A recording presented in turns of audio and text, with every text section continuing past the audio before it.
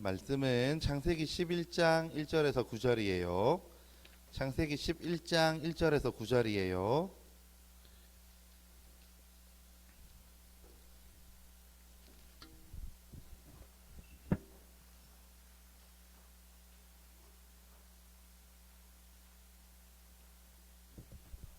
창세기 11장 1절에서 9절까지 말씀이에요. 찾아봤나요?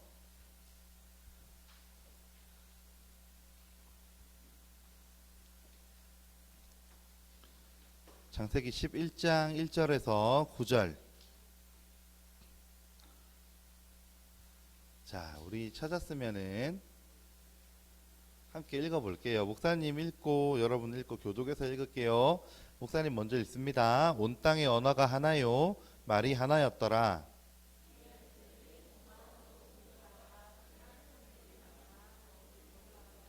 서로 말하되 자 벽돌을 만들어 견고히 굽자 하고 이에 벽돌로 돌을 대신하며 역청으로 진흙을 대신하고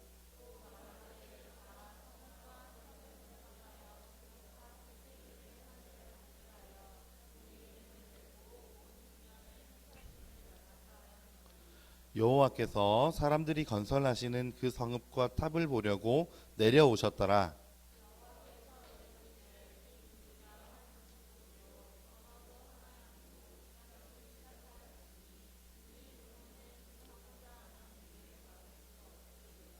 자, 우리가 내려가서 거기서 그들의 언어를 혼잡하게 하여 그들이 서로 알아듣지 못하게 하자 하시고,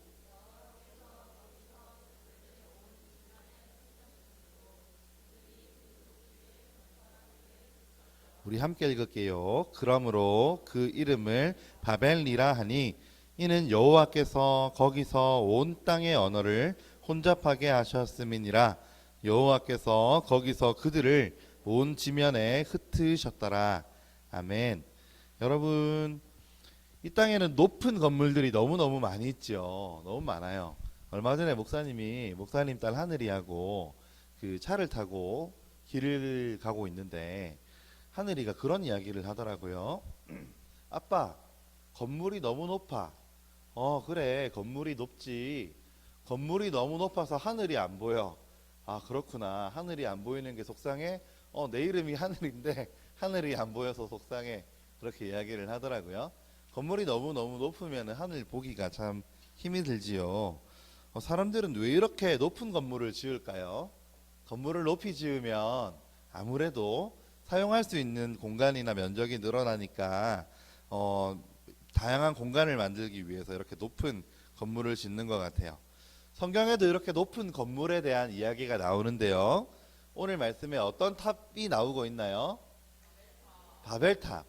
목사님은 옛날에 이거 어떻게 외웠냐면 11장에 나오잖아요. 1, 탑 모양으로 11장은 바벨탑 사건이다 이렇게 외웠어요.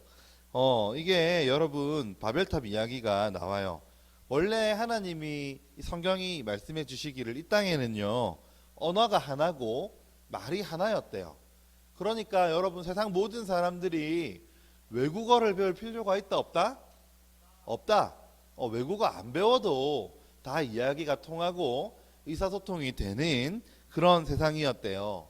그런데 사람들이 동방으로 옮겨가다가 시날 평지를 만났는데 거기서 살다가 이런 이야기를 하게 돼요. 탑 꼭대기를 하늘에 닿게 하자. 이때까지는 하늘이 얼마나 높은지 이제 모르니까 하늘에 닿게 하는 탑을 만들면 어떨까?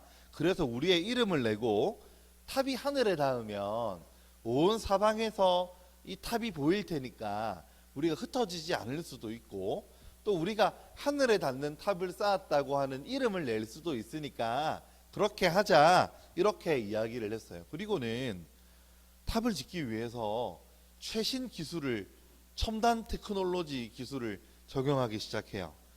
그 전까지만 해도 사람들이 건물을 지을 때는요 그냥 흙으로 쌓았는데 탑을 높게 짓기 위해서 벽돌을 만들어서 굽기 시작했어요. 그리고는 벽돌로 돌을 대신하고 역청으로 진흙을 대신했어요. 여러분 진흙 옛날 우리나라에도 옛날 뭐 토성 이런 거 보면 진흙 같은 거 발라가지고 이렇게 붙이는 이런 게 있었는데 여러분 그렇게 이렇게 붙이는 거를 뭘로 하자고요? 진흙이 아니고 역청으로 대신하자. 역청. 여러분 역청이 뭐냐면 이 좀 끈끈한 이런 거예요. 그래서 역청 같은 거 바르면 물도 안 통하거든요. 끈끈한 페인트 같은 거라고 생각하면 돼요. 그래서 물이 통하지 않는 방수가 되는 역청을 발라가지고 벽돌을 구워가지고 이걸 탑을 만들어서 그렇게 하자. 이렇게 의논을 하고는 의논에서 그치지 않고 실제로 탑을 쌓아 올리고 있었던 거예요. 여러분 하늘에 닿는 탑을 쌓으려면 얼마나 큰 탑을 쌓아야 될까요? 우리는 알죠. 아무리 높이 쌓아도 하늘이 끝이 있어요, 없어요? 아무리 높이 쌓아도 그죠? 우주까지 이어지게 탑을 쌓아도 계속 더 있죠, 공간이. 알 수 없는데 이 사람들은 하늘에 닿자 하고는 이렇게 탑을 쌓기 시작했어요. 하나님이 이 사람들을 어떻게 평가하셨냐면 6절 7절 우리 한번 함께 읽어볼까요? 6절 7절 시작. 여호와께서 이르시되 이 무리가 한 족속이요 언어도 하나이므로 이같이 시작하였으니 이후로는 그 하고자 하는 일을 막을 수 없으리로다. 자 우리가 내려가서 거기서 그들의 언어를 혼잡하게 하여 그들이 서로 알아듣지 못하게 하자 하시고 아멘. 사람들이 탑을 짓게 된 이유가 뭐라고 하나님 말씀하세요?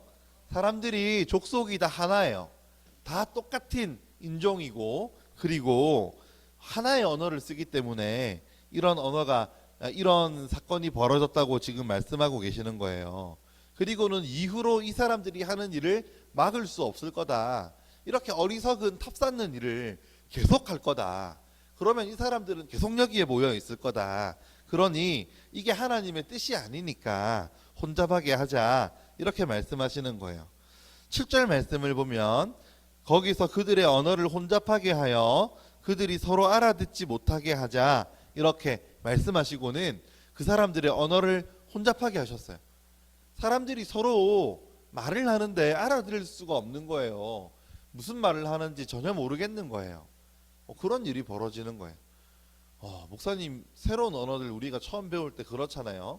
처음에 영어 안 배웠는데 영어 유창하게 말하는 사람 보면 무슨 말인지 알아들을 수가 전혀 없죠. 전혀 없죠. 일본어 하는 사람이 무슨 말을 하는지 전혀 알아들을 수 없고 중국 사람들이 무슨 말을 하는지 전혀 알아들을 수가 없어요. 이렇게 하나님이 언어를 혼잡하게 하셔서 그렇게 하니까 탑을 쌓는 일이 진행이 안 되는 거예요. 탑을 쌓는 일은 협력과 협동이 필요한 일이잖아요. 그렇게 야 벽돌 더 구워 이렇게 말했는데 벽돌 충분해 이렇게 알아들으면 어떡해요? 벽돌 안 굽겠죠. 이거 달라 그랬는데 저거 주고 다르게 하면 안 되겠죠. 그래서 탑 쌓는 일을 멈췄는데 그래서 그 이름을 바벨이라고 했다 그랬어요. 여러분 바벨이라고 하는 이 이름이 무슨 뜻이냐면 여호와께서 그들을 온 지면에 흩으셨다라고 하는 의미가 있어요. 언어를 혼잡하게 하시니까 말 통하는 사람들끼리 모였겠죠. 말이 통해야 살아갈 수 있으니까요. 말 통하는 사람들끼리 모여가지고 자연스럽게 흩어지게 되고 사람들은 더 이상 하나의 말만 사용하는 게 아니고 많은 언어가 생기고 그 언어에 따라서 많은 족속들이 생겨났어요. 여러분 그런 좀 생각이 들지 않아요? 아니 사람들이 한 군데 모여가지고 탑 쌓는 게 뭐가 그렇게 잘못된 일일까? 사람들이 유명해지고 흩어지지 않기 위해서 탑 쌓는 게 그게 그렇게 잘못한 일일까? 이런 생각 해본 적 있지 않나요?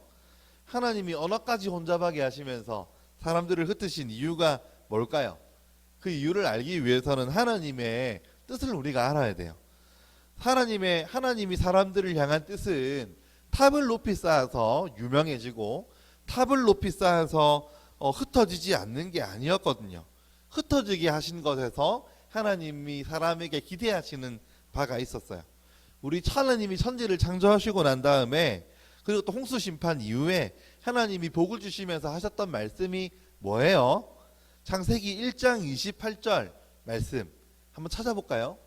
창세기 1장 28절 한번 찾아볼까요? 1장 28절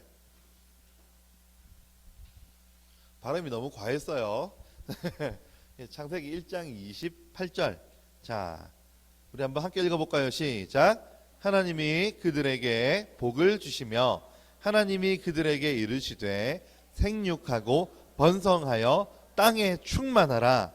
땅을 정복하라. 바다의 물고기와 하늘의 새와 땅에 움직이는 모든 생물을 다스리라 하시니라. 아멘. 이번에는 하나님이 온 세상을 다시 재창조하시고 노아에게 주셨던 말씀을 한번 볼까요? 9장 1절 한번 찾아봅시다. 9장 1절. 9장 창세기 9장 1절.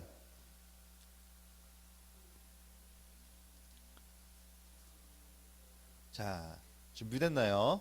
9장 1절 시작. 하나님이 노아와 그 아들들에게 복을 주시며 그들에게 이르시되 생육하고 번성하여 땅에 충만하라. 아멘. 여러분, 이 두 가지 말씀에서 공통되는 거 뭔지 여러분 알 수 있을까요? 그렇죠. 생육하고 번성하여 땅에 충만하라.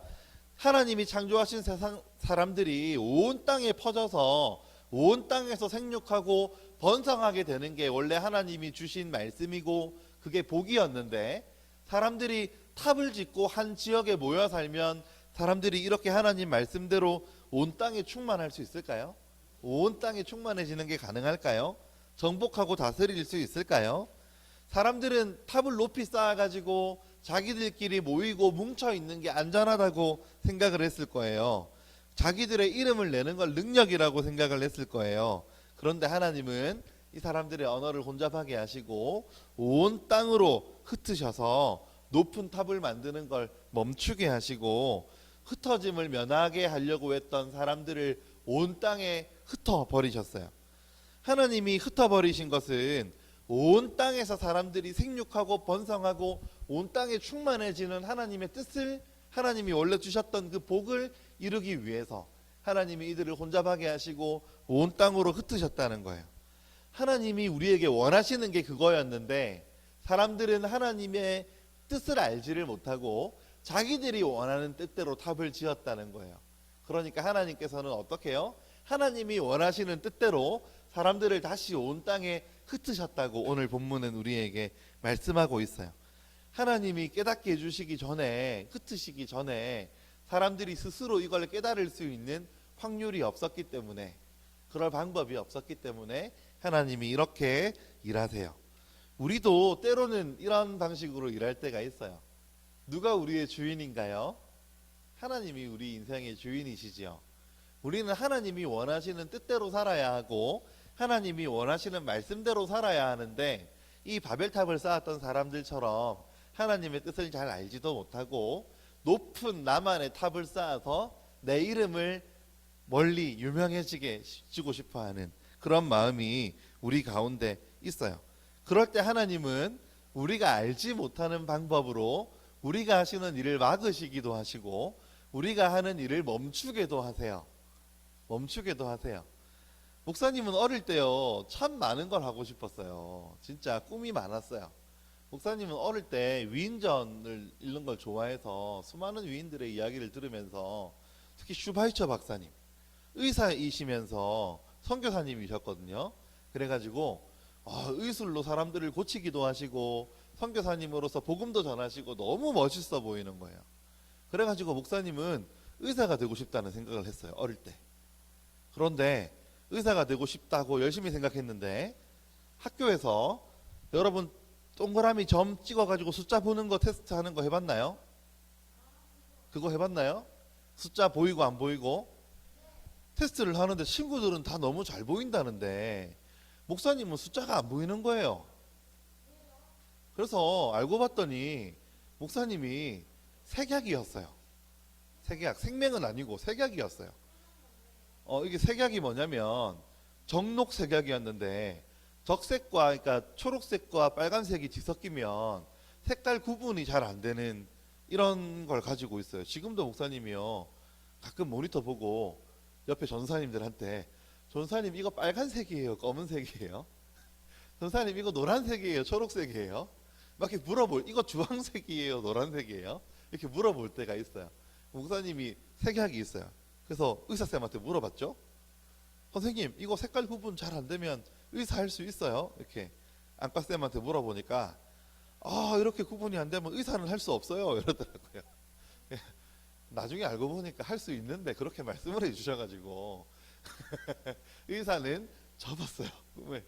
하고 싶은 거 되게 많은데 하나님이 막으실 때가 있어요.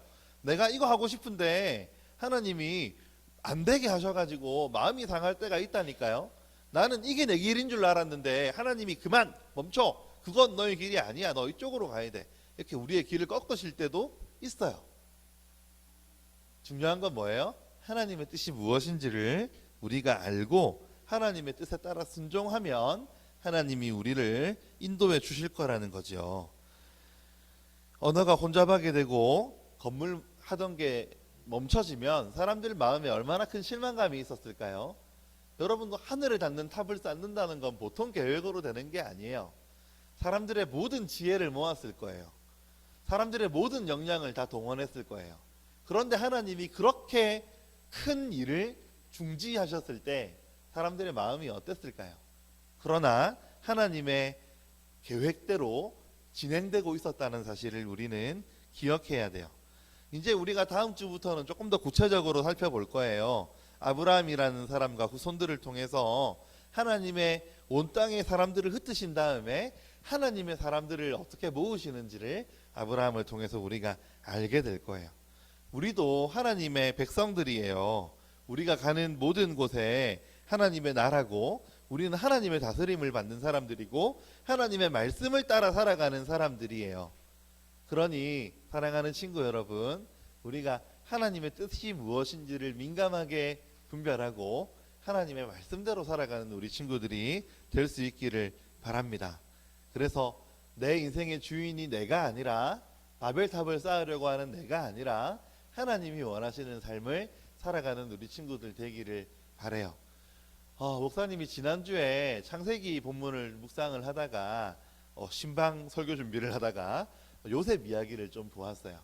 한번 여러분들에게 이야기해 준 적이 있는지 모르겠는데 이야기한 적이 있는 것 같다. 요셉의 형통에 대한 이야기를 한 적이 있죠. 우리가 말씀 나누면서 성경에서 요셉이라고 하는 인물이 형통했다고 적혀 있을 때는 요셉이 억울한 누명을 쓰고 노예로 팔려왔을 때 하나님이 요셉을 향해서 형통하다 그러셨고, 또 한 번 누명을 쓰고 감옥에 갇혔을 때 하나님은 요셉을 향해서 형통하다고 하셨어요. 요셉 입장에서는 어이가 없고 힘든 일이었겠죠. 잘못하지 않았는데 형들이 나를 미워해요. 잘못하지 않았는데 감옥에 갇혔어요. 이런 일들이 사람들이 볼 때는 전혀 형통한 일이 아닌데, 전혀 잘 되고 있는 것 같지 않은데, 하나님의 말씀은 요셉을 향해서 너는 형통했다 이렇게 말씀하신다는 거예요. 왜 형통하다고 이야기할까요? 하나님의 뜻이 이루어지고 있었으니까. 사랑하는 우리 친구 여러분, 여러분들의 인생을 통해서 하나님의 뜻이 이루어지기를 바라요. 어제 선교 탐방 갔다 온 친구들, 그리고 지난주에 갔다 온 친구들 손 들어 보세요.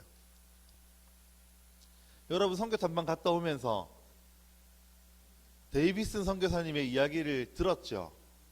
기억이 나지요? 서울에 오셔가지고 부산까지 열심히 걸어오셨는데 어떻게 되셨다고요? 오자마자 죽었어요.